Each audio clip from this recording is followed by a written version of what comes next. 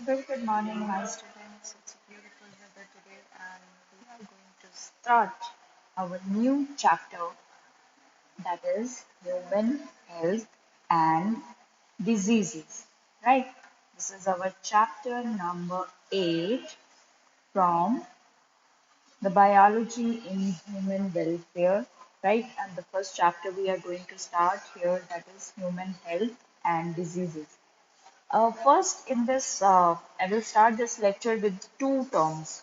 First term we have to discuss, that is health, and the second thing we have to discuss, that is about the disease word, right?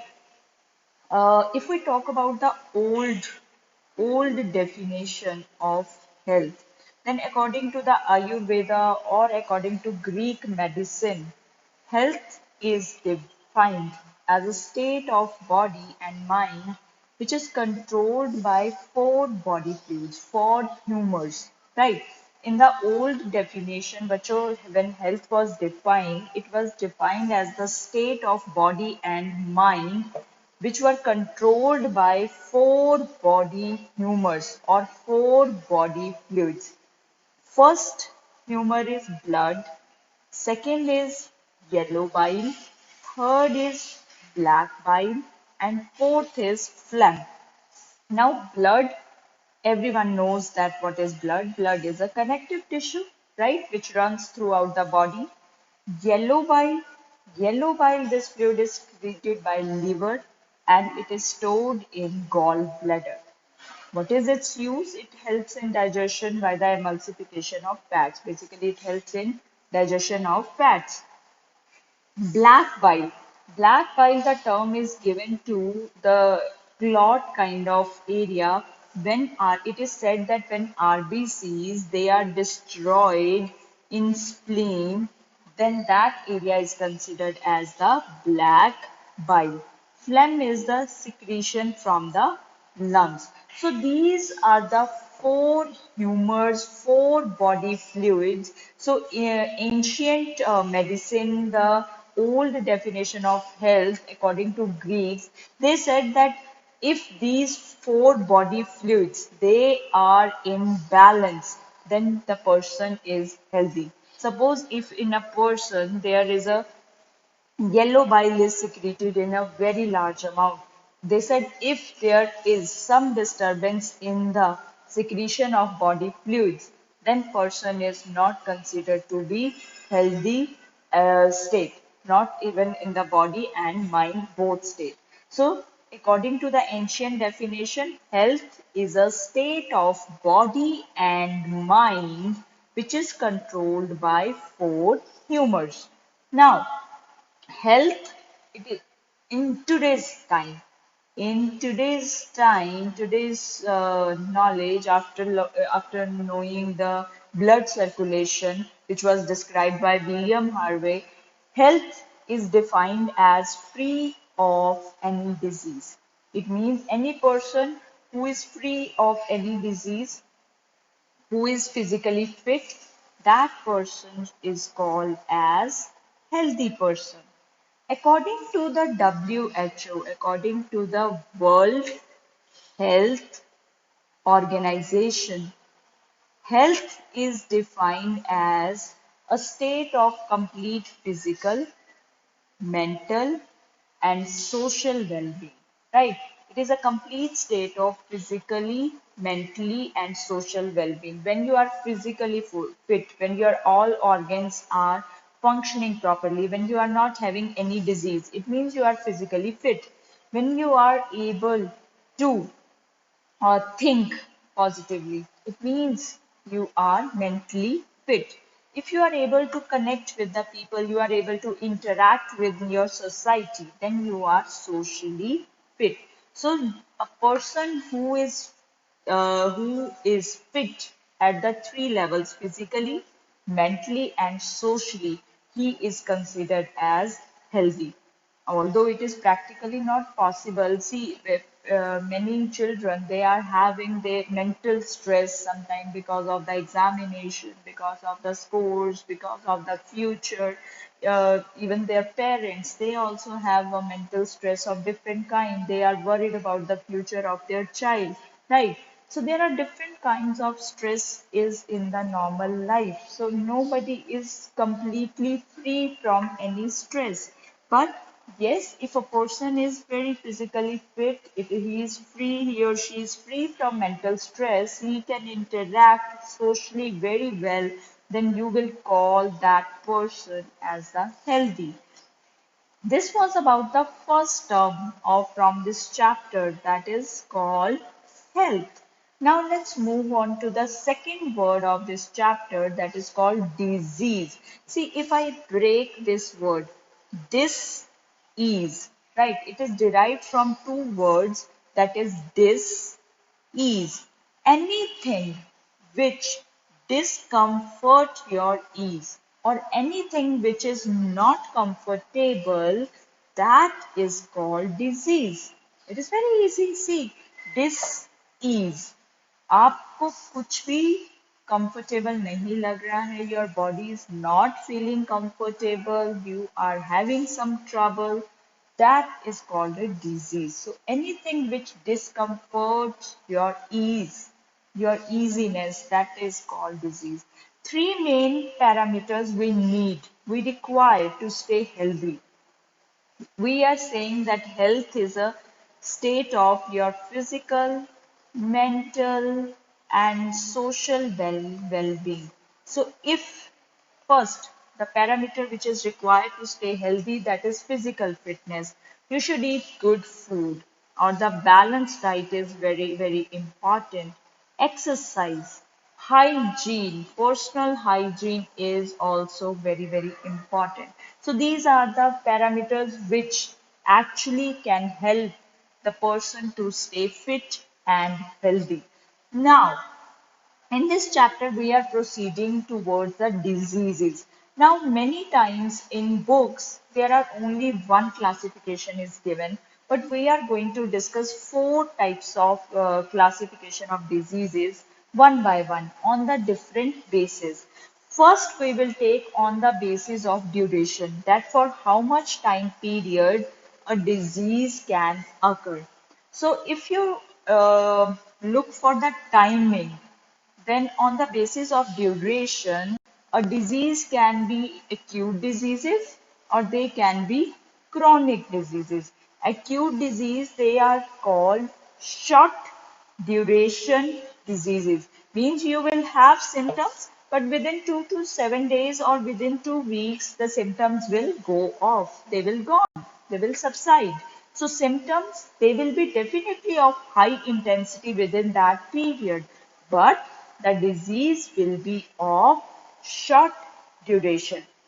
So acute diseases are those diseases which only be there in your body for a very short period of time. But the second major point we have to consider, they will be of high intensity.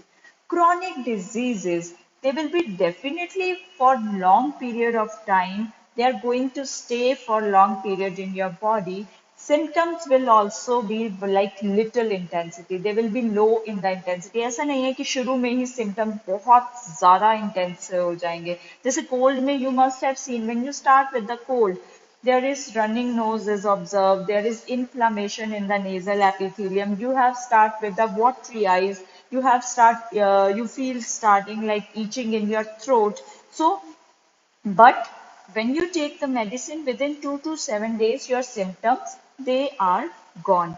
But in the chronic diseases which occur for a longer duration, like TB, you start with a very normal coughing, but then coughing day by day, it is although not very intense, but coughing it stays for many months, and also sometimes you get low grade fever. So chronic diseases they are those diseases which stays for many months, but acute diseases they stay there for a short period of time.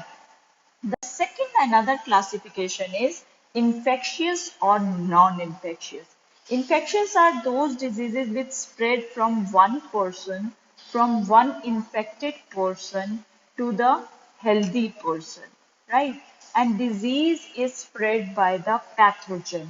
Infection does not transmit from infected person to healthy person. Those are called non-infectious diseases, and that can be due to any genetic factors, that can be due to habit, that can be due to your lifestyle changes. These are the non-infectious diseases which does not transmit from infected person to healthy person. Example, in the non-infectious, you can write down the diabetes and cancer, and in infectious, you can write down the cholera, AIDS, and hepatitis, pneumonia. These are the infectious diseases. Third kind of classification is on the basis of time of disease. At what period of time, at what time you have suffered from that disease. Sometimes a child is born with the disease, or sometimes you acquire that disease from the environment. Suppose if a child is having the disease by birth, then those type of diseases are known as congenital diseases. And these are mostly genetic diseases. Either they are passing from parents to offspring, or they occur due to some mutation. Child is born with this type of disease, like Down syndrome. There is the one 21st, there is extra 21st chromosome abnormality is observed in the babies. Now, acquired, which the disease occur, a person acquired it after birth, बच्चों. Like malaria. Malaria is not कि जो आपको by birth हो जाता है. Jaundice is not जो आपको by birth आता है. No. So acquired diseases, they can be infectious, they can be non-infectious. Means sometimes it is like you have acquired a disease which you have attained from an infected person. It is transmitted to you by the infected person. So you will call this disease as acquired infectious disease. But yes, if you have suffering from that disease because of your lifestyle, because of some habit, then that will be called acquired non-infectious disease. अगर तो वो pathogen से हो रही है, then definitely that will be acquired infectious. Otherwise, it will be acquired non-infectious. The last which is given in our NCERT also, that is on the basis of pathogens, on the basis of causative agents. Like if the disease is because of bacteria, then you will call that as bacterial disease.